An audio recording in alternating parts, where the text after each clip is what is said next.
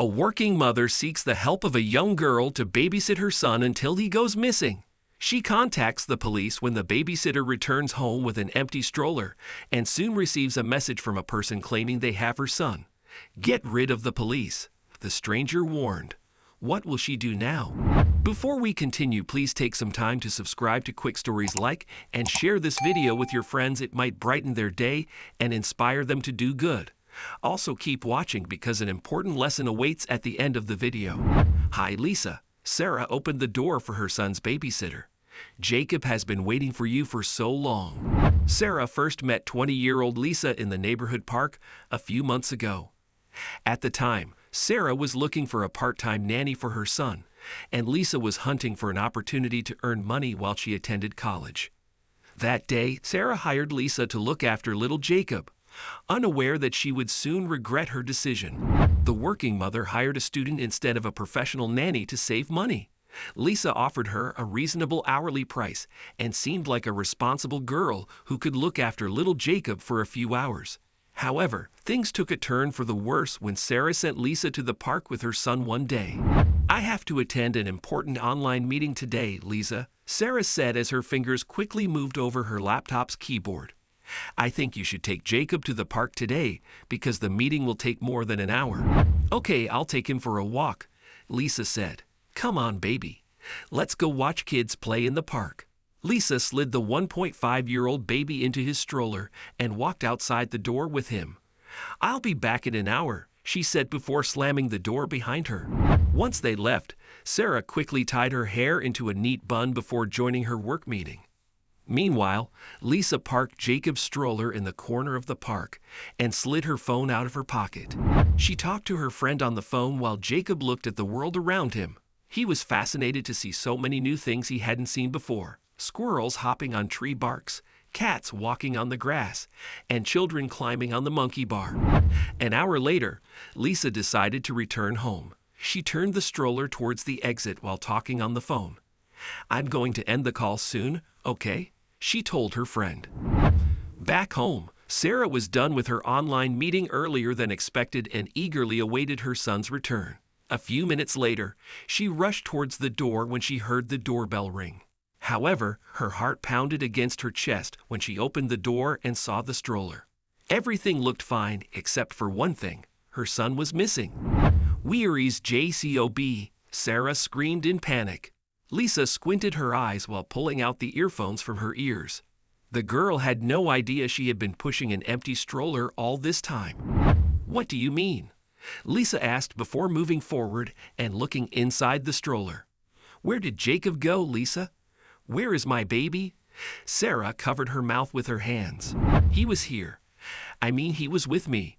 Lisa was horrified upon learning that Jacob was not in the stroller. I parked the stroller near the bench and kept an eye on him. Where could he go? That's what I'm asking you, Lisa.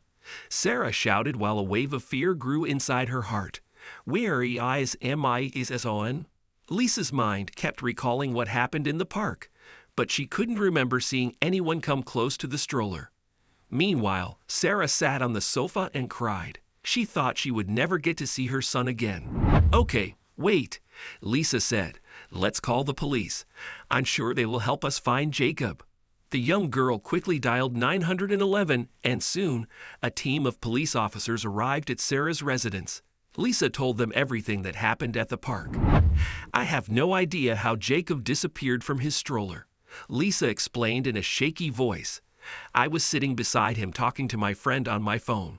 After questioning Lisa and Sarah, the police asked the young babysitter to take them to the park. I'll come with you, Sarah said.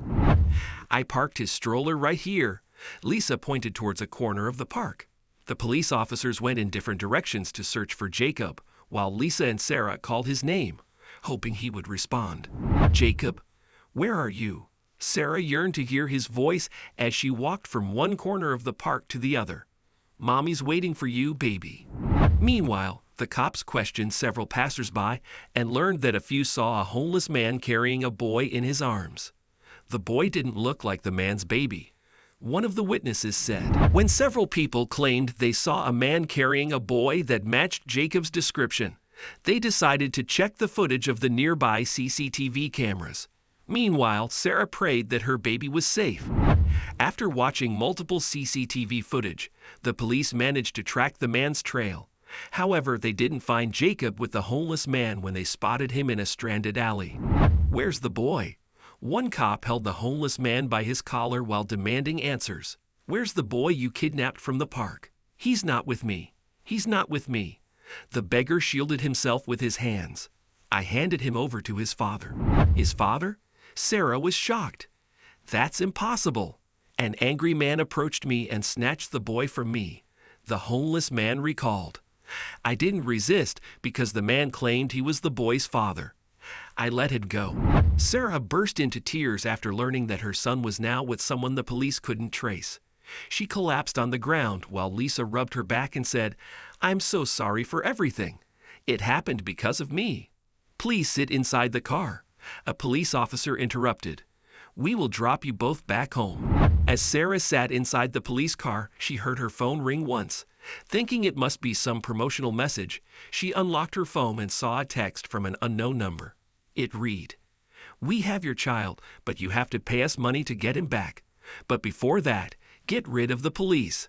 All instructions later." Sarah was horrified to read the message, but kept a straight face so the cops wouldn't suspect something was wrong. She knew the kidnappers got her number from Jacob's jacket.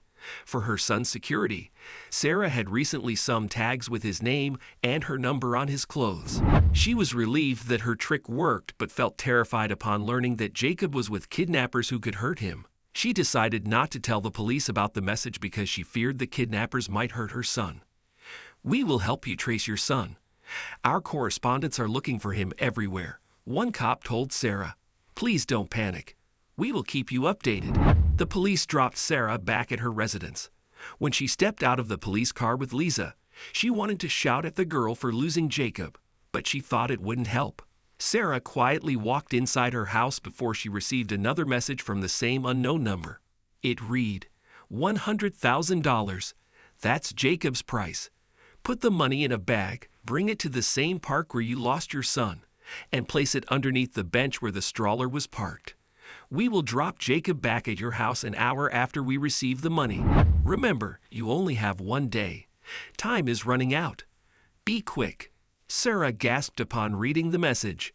She had no idea how to arrange such a huge sum and didn't have enough money in her bank account. What should I do? Where should I get the money from? She wondered. Then she opened the locker in her closet and took out all her gold jewelry. "This won't give me $100,000. I need to find another way," she said. It suddenly hit her that she could ask her friends for money without telling them about Jacob. She called one friend after the other and the other until she convinced all of them to lend her a few $1,000s. She told them it was a family emergency and promised to return their money soon. Then Sarah took her jewelry to the pawn shop and exchanged it for a few $1,000s. Within a few hours after the ransom message, the determined mother had collected enough money to get Jacob back. "The money is ready. Tell me when to drop it at the park," she messaged the kidnappers. A few minutes later, she left the house after the kidnappers gave her a green signal. Holding a bag full of money, she rushed towards the park and placed the bag under the bench. She looked around but didn't see anyone nearby. "Now leave."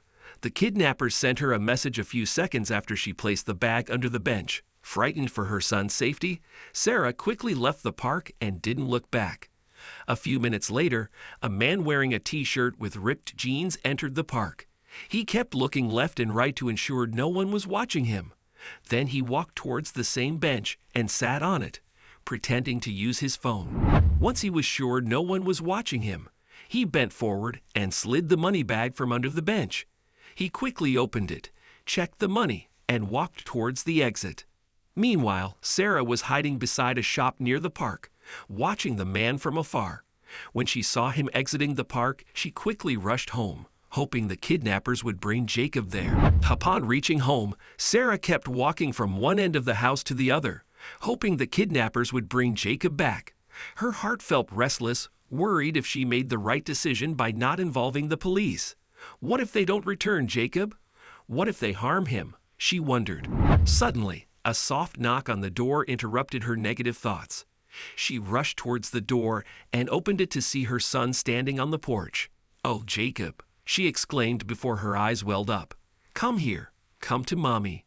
As Sarah walked towards her son, she heard a man scream from the corner of the street. Feeling frightened, she wrapped her arms around Jacob and walked outside the house with him to see what happened. Following the man's scream, Sarah stumbled across the same homeless man from the park. He was struggling to detain the man who came to pick up the bag of money. "Call the police. Hurry up," the homeless man told her. "I can't hold him for long." A few minutes after Sarah dialed 911, the police arrived and handcuffed the kidnapper. It turned out that the homeless man felt suspicious when he saw Sarah place the money bag under the bench in the park. He knew something was wrong, so he waited and later followed the kidnapper. "I know where the rest of his partners are," the homeless man told the police. "I can take you there." With the beggar's help, the police raided the kidnapper's hiding spots and arrested the gang. The criminals had been kidnapping children and asking their parents for money for a few months, and Sarah was their 10th victim. "We wanted to tell you what happened at the park. We watched the CCTV footage," a cop told Sarah. "Lisa was so busy talking on the phone that she missed it when Jacob got out of his stroller. Your son walked towards a cat sitting nearby, escaping from Lisa's sight. She had no idea that Jacob was not sitting in the stroller because she had her back towards it." A few days later, Sarah got her money back after the kidnappers were sent to jail. She thought Lisa should be held accountable for being irresponsible, but she let it go because she didn't want to ruin the young girl's life. However, Sarah did not allow Lisa to babysit Jacob anymore.